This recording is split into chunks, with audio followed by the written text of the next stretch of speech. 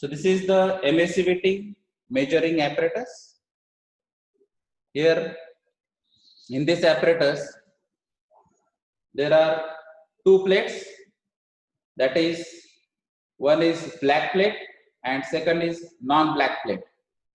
So that non-black plate is also called as silver plate or test plate, right? So you can observe some wires, that is thermocouples, or in some of the cases RTD may be used to measure the temperatures. So we have to measure this temperature of black plate, that is surface temperature of black plate. Then second is surface temperature of non-black plate, and third one is the compartment temperature, right? Now this is the control panel of this emissivity measuring apparatus. You can observe there are three indicators, that is digital displays. One is digital temperature indicator, second one is voltmeter, and third one is ammeter, right? Now in this case there are again dimmer stat is involved, but there are two dimmer stat, because one dimmer stat is for the black plate and second dimmer stat is for the test plate, right? Now how to measure this voltage and ampere for the black plate as well as the test plate?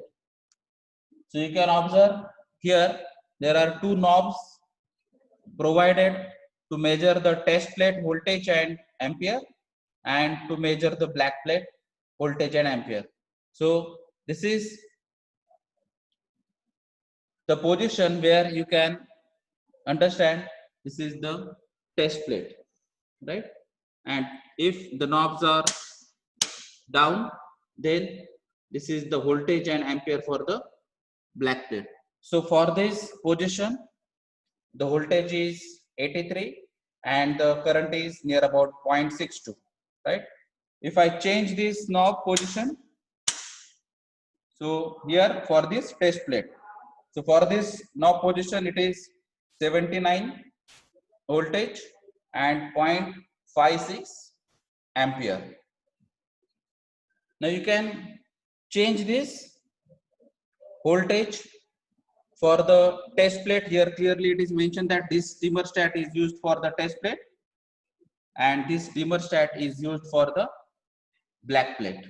So if you want to change the voltage of this test plate, then you can use this dimmer stat, and if you want to change the voltage or ampere for the black plate, then you can use this dimmer stat.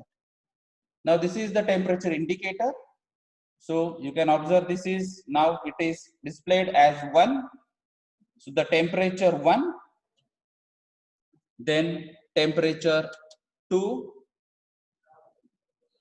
so near about 72.7, and here temperature 3, that is surrounding or compartment temperature, approximately 32.7 or 8.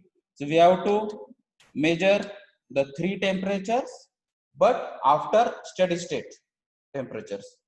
Now this voltage and ampere reading should be equal for the test plate as well as for the black plate, and then only we have to take the temperatures for black plate, temperature for the test plate, and temperature for the surrounding, that is compartment temperature, right? So other things are near about same as it is in the composite wall, right? So we have to wait for the steady state and then we will take the actual temperatures.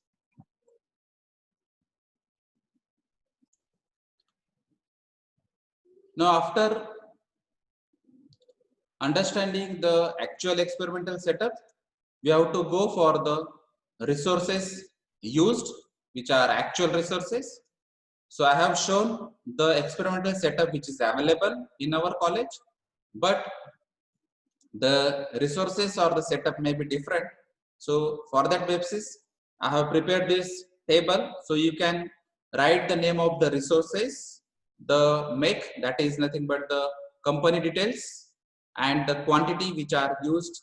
So normally we are using the emissivity apparatus setup, then black plate, then non-black plates and thermocouples, right?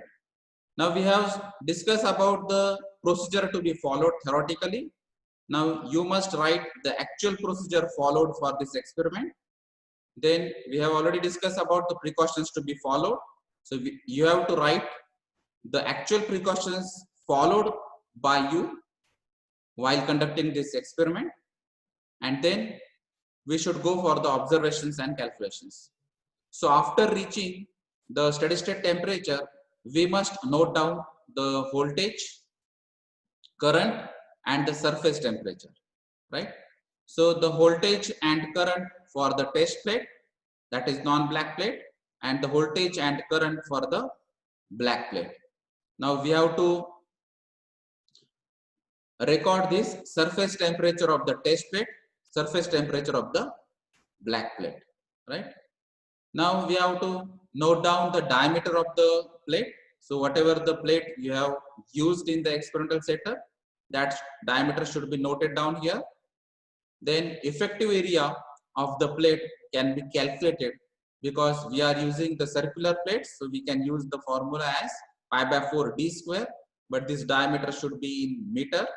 And if it is not in meter, then you have to convert it into meters. And then on the basis of that, you can calculate the effective area of the plate. So for the surface area, then the calculations of area, that for the surface area, that area calculations is different, and for other calculations of the emissivity or emissive power, we have to use the voltage, currents and the temperatures. So this is the enclosure temperatures, that is compartment temperature T3. So whatever the actual reading is there, so that should be written in the degree Celsius and that should be converted into Kelvin. Then plate surface temperature. So for the non-black body, then heat input to the black body, that is voltage into ampere. So we have already discussed these things in the composite wall experiment, that whatever the voltage and amperes are there, so multiply this voltage and ampere and we will get the heat input actually given to the experimental setup in terms of watt. That heat input to the test plate. So this is for the black plate and this is for the test plate. Now the surface area of the test plate A. So whatever the calculations for this surface area should be written in this in meter square, and then we have to use this formula, that is WB, that is the heat input to the black plate, that is WB, minus WT, that is heat input to the test plate, is equal to the sigma A Ts raised to 4 minus Te raised to 4 into 1 minus epsilon. So this epsilon or small e is nothing but the emissivity, right? So we know the Stefan-Boltzmann law. Stefan-Boltzmann law. On the basis of this Stefan-Boltzmann constant we have to use. So this Stefan-Boltzmann constant value is 5.67 into 10 raised to minus 8, and that is in terms of watt. That is why we have to calculate this WB, WT in terms of watt, right? So if it is in terms of watt, if area is in terms of meter square, if it is in terms of Kelvin raised to 4, then the unit of this sigma is watt per meter square per Kelvin raised to 4, and there is no unit, or the emissivity is unitless. So in some cases that is indicated by epsilon, in some cases that is indicated by small e also, right? So on the basis of this Stefan-Boltzmann law, you can calculate the E, because this small e is the only unknown parameter and other things are known. So with the help of calculator or with the help of shift solve method, you can calculate the small e, that is nothing but the emissivity. Now in the result part, you can write the emissivity of the material is whatever the value you have calculated, dimensionless value, and if the emissivity is very low, or if it is near about 1. So whatever the value, depending on the value, you have to interpret these results, and on the basis of this result, you have to conclude the experiment, right? So some sample questions you have to solve for cross-checking of whether the experiment is understood by you or not. So simple like questions like define radiation, write any 2 examples of radiation, define the terms absorptivity, reflectivity, transmissivity, then define emissivity and emissive power, etc. So on the basis of this, you should understand what exactly the experiment is, what is to be calculated, how it is to be calculated, what theoretical background is needed for this experiment, and then we will actually calculate the emissivity value. And at the end of this experiment, we have to compare this value whether it is appropriate or not.